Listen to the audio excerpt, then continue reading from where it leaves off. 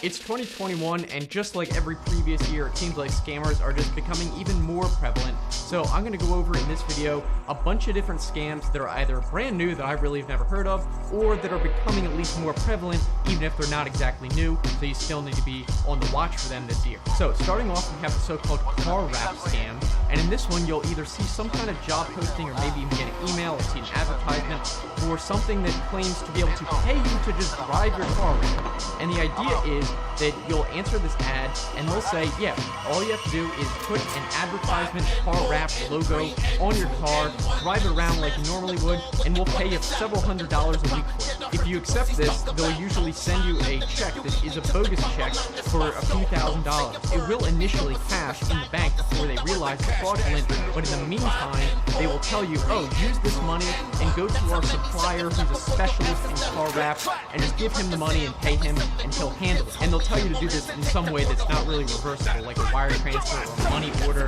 something like that. At some point, probably not too long after you make this payment to this so-called specialist who just is part of the scam, then the bank will realize that the check is fraudulent after a couple days, and then they'll deduct that money out of your account because it never should have been deposited. So then you're out both the money that was deposited from the check and whatever money you have sent to the scammer, so you lost it all. So again, this is just another variation of the fake chat scam. Always be wary of any company that says, we're going to send you a check and you go and use that to buy something. That's kind of sketchy. Alright, next up we have the so-called family emergency scam. You may have heard of these. These have been around for a while, but apparently they're becoming a lot more prevalent. With this one, you'll get a phone call claiming to be a relative of yours, and they're in some kind of emergency that requires you to give them money. This is often like they're out of town on vacation, and they just got arrested. They need money for bail, for example, is a common one. This scam frequently targets older people, and then they'll pretend to be grandkids, and they'll say, oh, grandpa, grandma, I'm in jail, I need a bail, whatever, and then they'll also say something like, please don't tell mom and dad, they'll be so mad, please just send the money over now and I'll sort it out and then tell them. And the idea is to get them to send the money before confirming the story with anyone to find out if this person is even out of town at all, so they try to get you to urgently send the money for whatever reason. It's always very urgent, they need the money now, maybe the hearing is tomorrow and they need the money for a lawyer, or they need to get out of jail now because, I don't know, there's scary people in jail, that kind of sort of thing. And these scammers are more clever than you may think. I saw one post where someone questioned why they sound different. They're like, you don't sound like my grandson, and they said, oh, well, I broke my nose while being arrested, and that's the reason I sound different. So needless to say, if you ever receive a phone call from anyone, even someone you know, claiming to need money right away, and you need to wire the money or something else like that, it's best to, first of all, not answer any phone calls from a number you don't recognize, but at least verify the story somehow, and know that this is a scam going around, so if you get a phone call from someone needing bail, it probably is. Alright, moving on, the next scam is fake phone calls from people claiming to be Apple or Amazon support. This is basically a variation of the fake order confirmation scams you may have heard of in the past. Usually this, up until now, they would have been an email. They send you a fake order confirmation, and they say to cancel this order, go in here, and it's a phishing thing.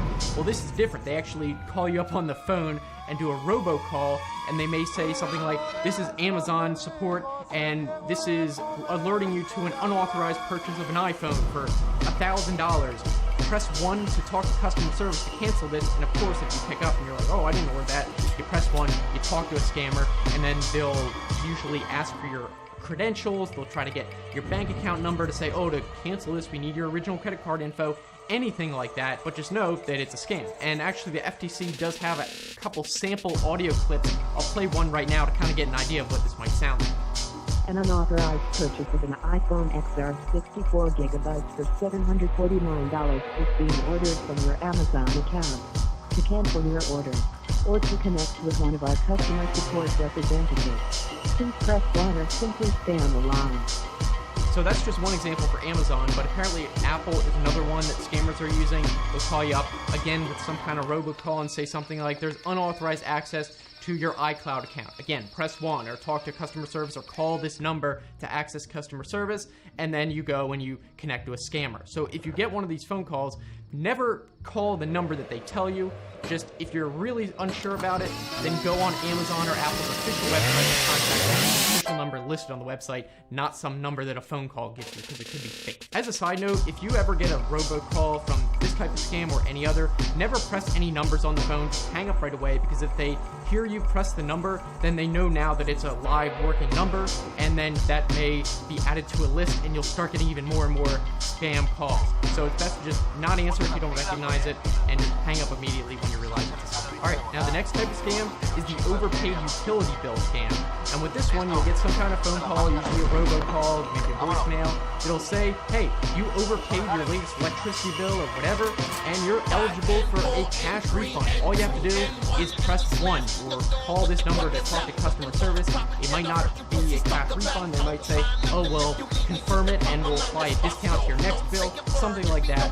Of course, when you press 1 or connect to customer service, who's actually the scammer, then they'll usually require some kind of confirmation for the payment in the form of your bank account number, where to deposit. We need to know where to deposit the money, or something like that. Personal information, they'll use to steal your identity, any type of thing they'll be able to collect. And even in the best case scenario, where it's not an outright thief trying to steal your money away, at the best case scenario, it's like a really sketchy marketing company trying to get you to switch to their crappy utility company, and they're basically still lying, so you don't want to even interact with them. They're still using sketchy, lying marketing tactics, so it's either a scam or someone you don't want to deal with. Alright, moving on, I think we're on to number 5. We have the so-called package waiting scam, and what's new about this is they've been actually sending out text messages, where previously it's a variation of kind of like a fake order confirmation email you received before, but now you may start getting text messages, and they may even know your first name or something from date of birth and that sort of thing, and they'll say, oh, you have a package waiting from USPS or from Amazon. Click this link to find out more and how to receive it, that sort of thing. But then if you do click the link, it's going to take you to what looks like a login page for probably Amazon or whatever website they're saying they're from, but of course it's a phishing page, and they're going to immediately steal your credentials and then use it to order from your real account and then take your money back. But again, if you receive one of these, never click the link. Even if you know it's a scam, you're curious what the website's going to look like, don't do it, because they definitely have trackers on those links to know who is clicking the links and who's not,